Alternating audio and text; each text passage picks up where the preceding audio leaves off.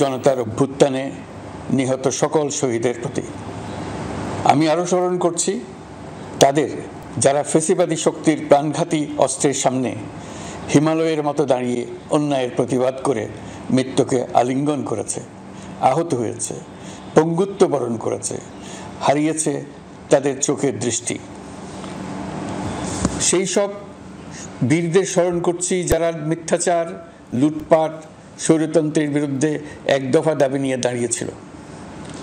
কৃতজ্ঞতা চিত্তে স্মরণ করছি আপনাদের ভাই বোনদের, আপনাদের সন্তানদের যারা এই বিপ্লবে অংশগ্রহণ করেছিল। প্রিয় দেশবাসী, আমি আগেও জানিয়েছি, আবারও জানাচ্ছি, গণ অভ্যুত্থানে সকল শহীদের পরিবারকে পুনর্বাসন করা হবে। সকল আহত শিক্ষার্থী, শ্রমিক, জনতার চিকিৎসার সম্পূর্ণ ব্যয় সরকার বহন করবে। আহতদের দীর্ঘমেয়াদী এবং ব্যয়বহুল চিকিৎসা এবং শহীদদের পরিবারের দেখাশোনার জন্য স্বাস্থ্য মন্ত্রণালয়ের নেতৃত্বে একটি পূর্ণাঙ্গ তালিকা প্রস্তুত করা হয়েছে। এখন এই নতুন তথ্য পাওয়ার ভিত্তিতে এই তালিকা হালনাগাদ করা হতে থাকবে। গণ অভ্যুত্থানের শহীদদের স্মৃতি ধরে রাখতে সরকার তার যাত্রা লগ্নে জুলাই গণহত্যা স্মৃতি ফাউন্ডেশন নামে একটি ফাউন্ডেশন প্রতিষ্ঠার উদ্যোগ নেয়। এখন সেই ফাউন্ডেশন তৈরি হয়েছে। সকল শহীদ পরিবার এবং আহতদের সর্বোত্তম চিকিৎসা সহ তাদের পরিবারের সম্পূর্ণ দায়িত্ব এই ফাউন্ডেশন গ্রহণ করছে। এই ফাউন্ডেশনে দান করার জন্য দেশের সকল মানুষ এবং বিদেশে অবস্থানরত বাংলাদেশিদের আমরা আহ্বান জানাচ্ছি। গত মাসে কুমিল্লা, নোয়াখালী, সিলেট অঞ্চলে আকস্মিক বন্যা এসব এলাকার মানুষকে হতভম্ব করে দিয়েছে। এখানে বেশিরভাগ এলাকায় কোনোদিন বন্যা হয়নি। তারা বন্যা মোকাবেলা করে অভ্যস্ত নন। দেশপ্রেমিক সশস্ত্র বাহিনী তাৎক্ষণিকভাবে বন্যা আক্রান্ত সবাইকে রক্ষার জন্য এগিয়ে আসে। সেনা, নৌ এবং বিমান বাহিনী পরস্পরের সঙ্গে সমন্বয় করে একযোগে কাজে নেমে পড়ার ফলে মানুষের দুর্ভোগ কম হয়েছে।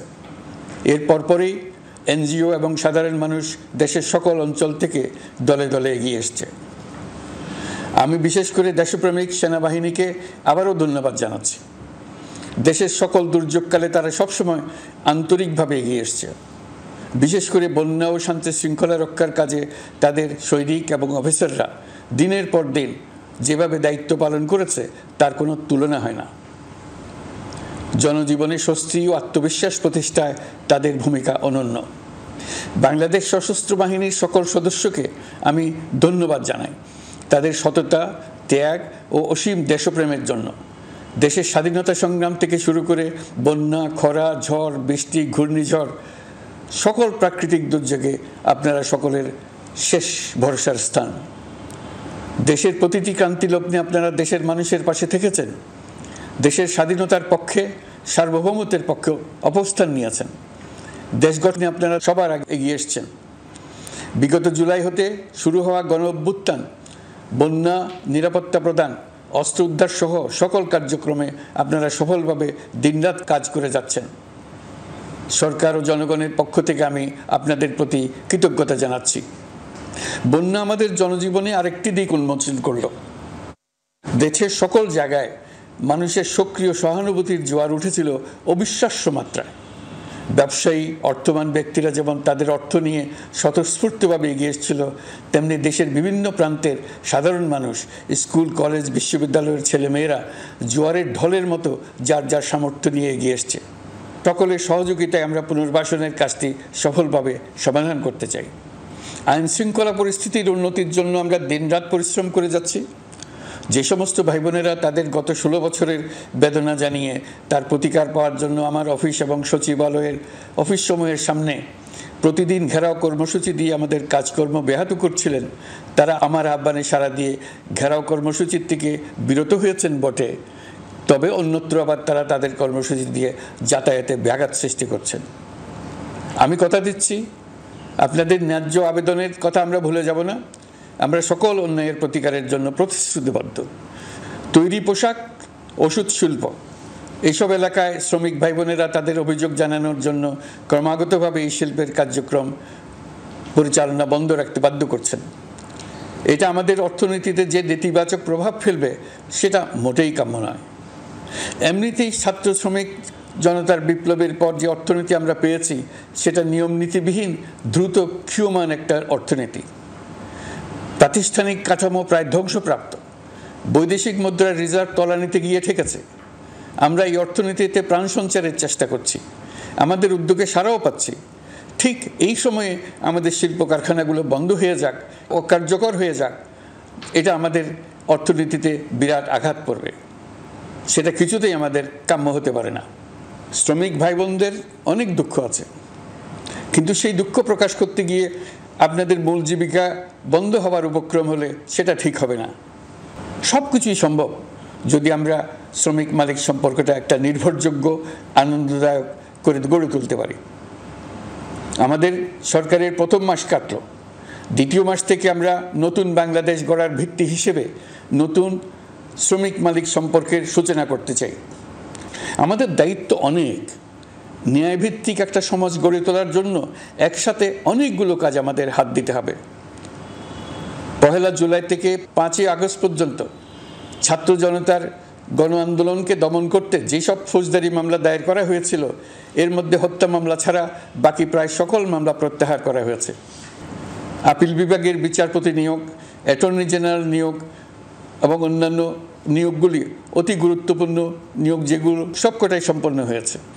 সন্ত্রাস দমন আইন ও ডিজিটাল সাইবার নিরাপত্তা আইনে দায়েরকৃত মিথ্যা হয়রানিমূলক মামলাগুলো প্রত্যাহার করা হচ্ছে। আমাদের তরুণ প্রজন্মের ভবিষ্যৎ যেন উজ্জ্বল হয়, সেটা নিশ্চিত করতে শিক্ষা ব্যবস্থার দিকে আমাদের পূর্ণ নজর রয়েছে। ইতোমধ্যে প্রথম শ্রেণী থেকে দ্বাদশ শ্রেণী পর্যন্ত বর্তমানের ত্রুটিপূর্ণ শিক্ষাক্রম পরিবর্তন করা হয়েছে। বই সংশোধন ও পরিমার্জনের কাজ শেষ পর্যায়ে আছে। এই সংস্কারের কাজ অব্যাহত থাকবে। বিশ্ববিদ্যালয়সমূহের উচ্চ প্রশাসনিক পদগুলো পূরণ করে শিক্ষা কার্যক্রম স্বাভাবিক করার কাজ দ্রুত গতিতে এগিয়ে চলেছে। বেসরকারি শিক্ষা প্রতিষ্ঠানগুলোর পরিচালনা বোর্ডে দখলদারিত্বের রাজনীতি বন্ধ করার ব্যবস্থাও নেওয়া হয়েছে। আপনারা নিশ্চয় লক্ষ্য করেছেন, আমাদের প্রথম মাসে দেশের প্রায় সকল বিশ্ববিদ্যালয়ের উপাচার্য এবং উপাচার্য মহোদয়গণ পদত্যাগ করেছেন। উচ্চশিক্ষার ক্ষেত্রে এটা বিরাট শূন্যতার সৃষ্টি করেছে। প্রথম মাসে আমরা ক্রমাগতভাবে প্রতিটি বিশ্ববিদ্যালয়ে সবার কাছে গ্রহণযোগ্য এমন উপাচার্য এবং উপাচার্য নিয়োগ দেওয়ার কাজ শুরু করেছে। দায়িত্ব গ্রহণের পর বিভিন্ন দেশের সরকার প্রধান টেলিফোনে এবং শুভেচ্ছা বার্তা পাঠিয়ে আমাকে অভিনন্দন জানিয়েছেন। বিভিন্ন দেশের রাষ্ট্রদূত এবং হাই কমিশনার বৃন্দ আমার সাথে সাক্ষাৎ করে দ্বিপাক্ষিক সহযোগিতা বৃদ্ধির আশ্বাস দিয়েছেন। আমার অনুরোধে সংযুক্ত আরব আমিরাতের 57 জন বাংলাদেশি যারা ফ্যাসিবাদ বিরোধী বিক্ষোভে অংশগ্রহণ করা বিভিন্ন মেয়াদে কারাদণ্ডে দণ্ডিত হয়েছিলেন, তাদের সাধারণ ক্ষমা ঘোষণা করেছেন সে দেশের সরকার। ইতিমধ্যে তাদের কয়েকজন দেশে ফিরে এসেছেন।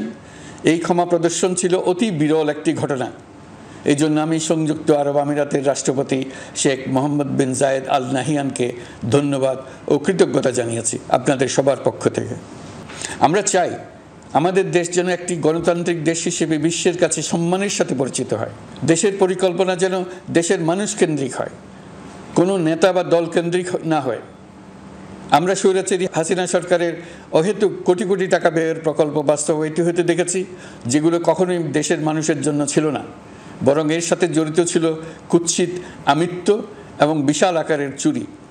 চলমান এবং প্রস্তাবিত সকল উন্নয়ন প্রকল্পগুলোর যাচাই বাছাই করার কাজ ইতিমধ্যে আমরা শুরু করেছি।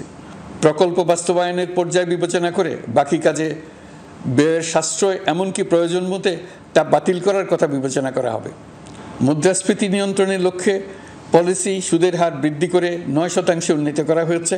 মূল্যস্ফীতি থেকে সাধারণ মানুষকে সুরক্ষা দেওয়ার উদ্দেশ্যে ওএমএস খাদ্য বান্ধব কর্মসূচি সহ সুলভ মূল্যে প্রান্তিক মানুষের কাছে নিত্য প্রয়োজনীয় দ্রব্য সরবরাহ চলমান রাখা হয়েছে। মূল্যস্ফীতি মোকাবেলায় চলতি অর্থ বছরে চাল ও গম আমদানির জন্য 5,800 কোটি টাকা, আভ্যন্তরীণ সংগ্রহের জন্য 8,900 কোটি টাকা এবং খাদ্য ভর্তুকির 3টি প্রোগ্রামের জন্য 7,360 কোটি টাকা বরাদ্দ রাখা হয়েছে। বৈদেশিক মুদ্রার রিজার্ভ বৃদ্ধি করতে বিভিন্ন উন্নয়ন সহযোগীদের কাছ থেকে বাজেট সাপোর্ট চাওয়া হয়েছে। আন্তর্জাতিক মুদ্রা তহবিল থেকে অতিরিক্ত $3 বিলিয়ন মার্কিন, বিশ্বব্যাংক থেকে অতিরিক্ত $1 বিলিয়ন, জাইকা থেকে অতিরিক্ত $1 বিলিয়ন মার্কিন প্রদানের অনুরোধ করা হয়েছে। রূপপুর পারমাণবিক বিদ্যুৎ কেন্দ্র নির্মাণ প্রকল্পের অগ্রিম অর্থ পরিশোধ এবং বকেয়া পাওনা নিয়ে রাশিয়ান ফেডারেশনের সাথে অর্থ মন্ত্রণালয়ের আলোচনা চলছে। নিম্ন আয়ের 1 কোটি পরিবারকে টিসিবির মাধ্যমে হ্রাসকৃত মূল্যে কিছু পণ্য যেমন পরিবার প্রতি চাল মাসে 5 কেজি, সয়াবিন তেল মাসে 2 কেজি, মসুর ডাল মাসে 2 কেজি দেওয়া হচ্ছে। এটি সামনের দিনগুলোতে অব্যাহত রাখা হবে। সরকার দায়িত্ব গ্রহণের পর জনপ্রত্যাশা অনুযায়ী বিদ্যুৎ, জ্বালানি ও খনিজ সম্পদ মন্ত্রণালয় হতে বিদ্যুৎ ও জ্বালানির দ্রুত সরবরাহ বৃদ্ধি আইনের অধীনে চলমান সকল প্রকার নেগোসিয়েশন, প্রকল্প বাছাই এবং ক্রয় প্রক্রিয়াকরণ কার্যক্রম আপাতত স্থগিত করা হয়েছে। অতীতে শুধুমাত্র আওয়ামী মতাদর্শী না হওয়ার কারণে 28তম থেকে 42তম বিসিএস পর্যন্ত বিপিএসসি কর্তৃক সুপারিশকৃত অনেক প্রার্থী নিয়োগ বঞ্চিত হয়েছেন। 8ই আগস্ট পরবর্তী সময়ে এর মধ্যে এদের 259 জনকে নিয়োগ দেওয়া হয়েছে। মাঠ প্রশাসনকে জনবান্ধব এবং দুর্নীতিমুক্ত জবাবদিহিমূলকভাবে গড়ে তোলার জন্য সব ধরনের উদ্যোগ নেওয়া হয়েছে।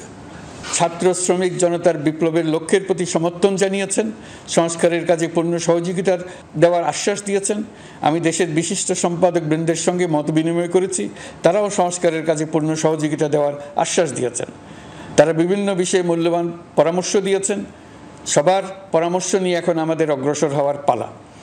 আমি বিশিষ্ট ব্যবসায়ীদের সঙ্গে বৈঠক করেছি, তাদের কাছে আমাদের সরকারের লক্ষ্যগুলো ব্যাখ্যা করেছি, তারাও আমাদের লক্ষ্যের সঙ্গে একমত প্রকাশ করেছেন। আপনারা জানেন, ছাত্র শ্রমিক জনতার ঐতিহাসিক জুলাই গণ অভ্যুত্থানের মুখে এবং হাজারো মানুষের আত্মদানের বিনিময়ে বাংলাদেশে ফ্যাসিস্ট সরকারের পতন হয়েছে। এই গণ অভ্যুত্থানের বার্তা ও আকাঙ্ক্ষা বাস্তবায়নের জন্য একটি অভূতপূর্ব সময় ও সুযোগ আমরা এর মধ্য দিয়ে অর্জন করেছি। এর বাস্তবায়ন তথা বাংলাদেশের ফ্যাসিজম বা স্বৈরতান্ত্রিক শাসন পুনরাবৃত্তির আশঙ্কা রোধ এবং জনমালিকানা ভিত্তিক কল্যাণমুখী জনস্বার্থে নিবেদিত একটি রাষ্ট্র ব্যবস্থা প্রবর্তনের লক্ষ্যে কিছু জাতীয় ভিত্তিক সংস্কার সম্পন্ন করা জরুরি হয়ে পড়েছে। উক্ত সংস্কার ভাবনার অন্যতম কেন্দ্রবিন্দু হচ্ছে সুষ্ঠু নির্বাচন ব্যবস্থা, সুশাসন প্রতিষ্ঠা করা। আমরা যেহেতু জনগণের ভোটাধিকার ও জনগণের মালিকানায় বিশ্বাস করি, সেহেতু নির্বাচন ব্যবস্থার উন্নয়নে আমাদের সংস্কার ভাবনায় গুরুত্ব পেয়েছে অধিক। প্রিয় দেশবাসী, আমাদের সামনে অনেক কাজ। সবাই মিলে একই লক্ষ্যে আমরা অগ্রসর হতে চাই। আমাদের মধ্যে, বিশেষ করে আমাদের নতুন প্রজন্মের মধ্যে যে সুপ্ত প্রতিভা লুকিয়ে আছে, সেটা যেন বিনা বাধায় রাষ্ট্রের এবং সমাজের সহযোগিতায় প্রকাশ করতে পারি, সেই সুযোগের কাঠামো তৈরি করতে চাই। সকলে মিলে আমাদের পরিবারের প্রতিটি সদস্যকে, সে ঝাড়ুদার হোক, ছাত্র হোক, শিক্ষক হোক, যে কোনো ধর্মের হোক, সবার সমান অধিকার নিশ্চিত করতে চাই। এই হলো আমাদের সংস্কারের মূল লক্ষ্য। আসুন ছাত্র শ্রমিক জনতার এই বিপ্লবের লক্ষ্যকে আমরা দ্রুত বাস্তবায়ন করি। আমাদের প্রথম মাসে আমরা যেই গতিতে, যে উদ্যম নিয়ে কাজ এগিয়ে নিয়ে যাওয়ার কথা চিন্তা করেছিলাম, সেটা হয়তো করতে পারিনি বাস্তব অবস্থার পরিপ্রেক্ষিতে। দেশের আইনশৃঙ্খলা পরিস্থিতি স্বাভাবিক রাখা গেলে আশা করি আমরা আমাদের গতি অনেক বাড়াতে পারব। এই জন্য দেশের সকল মানুষের কাছে, শিক্ষক, ছাত্রছাত্রী, কৃষক, শ্রমিক, পেশাজীবী, বড় ব্যবসায়ী, ক্ষুদ্র ব্যবসায়ী, দিনমজুর, গৃহিণী, সকলের সহযোগিতা চেয়েছি। আমাদের কাজ বড় কঠিন, কিন্তু জাতি হিসেবে এবার ব্যর্থ হওয়ার কোনো অবকাশ আমাদের নেই। আমাদেরকে সফল হতেই হবে। এই সাফল্য আপনাদের কারণেই আসবে, আপনার সহযোগিতার কারণেই আসবে। আমাদের কাজ হবে আপনার আমার স্বপ্নকে বাস্তবে রূপায়িত করা। এখন আমরা আমাদের দ্বিতীয় মাস শুরু করছি। আমাদের দ্বিতীয় মাসে যেন আপনাদের মনে দৃঢ় আস্থা সৃষ্টি করতে পারি, সেই চেষ্টা করে যাব। ধৈর্য ধরুন, এই কথাটি আমি মোটেই আপনাদের বলবো না। আমরা সবাই অধৈর্য হয়ে পড়েছি। এত সব কাজ কখন যে শেষ হবে এটা চিন্তা করে আমরা অধৈর্য হব, কেন হব না? কিন্তু সঠিকভাবে কাজ করব, কাজে কোনো অধৈর্যের চিহ্ন রাখবো না। প্রিয় দেশবাসী, দেশের শিশু, কিশোর কিশোরী, তরুণ তরুণী, ছাত্রছাত্রী, বয়স্ক, বৃদ্ধ, পুরুষ, মহিলা, সবাইকে আবারও আমার সালাম জানাচ্ছি। আসসালামু আলাইকুম। আপনাদের সবাইকে ধন্যবাদ জানাচ্ছি। মহান আল্লাহ আমাদের সকলের সহায়।